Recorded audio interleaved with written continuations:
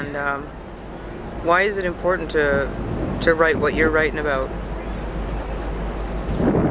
Why is it important I'm writing about off-reserve Indians? Because they matter. Because they matter, it needs to be recorded in history. They matter because they're 70% of the population. And thus far Canada has not been culpable to their constitutional duties as they've assumed in the Royal Proclamation, etc. And again in 1982. So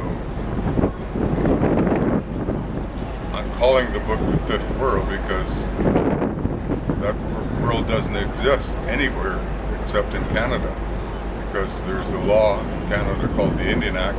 It's the only country in the world that has that law, so we're quite exclusive, and it's uncanny that 70% of us are affected by this. And I think I have a right to record this history because I'm the grandson of Tsaskiy, which happens to be all about the Tsaskiy decision.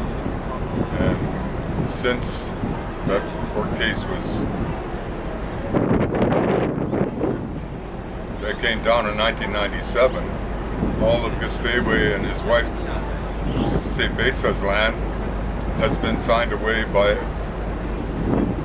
government construct, which is an Indian ban.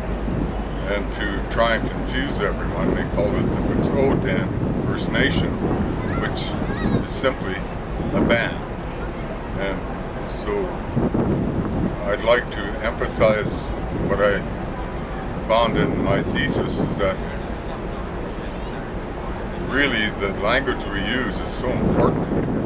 And I found that off-reserve Indians can only fit into one term, which is Indigenous.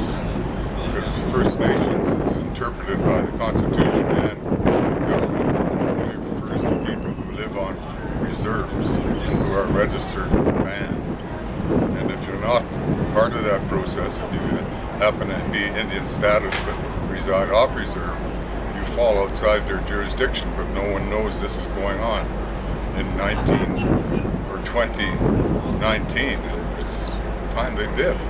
We're talking reconciliation here, and if there's a law in Canada that says I'm different than everyone else, and it violates human rights, I think people need to know that.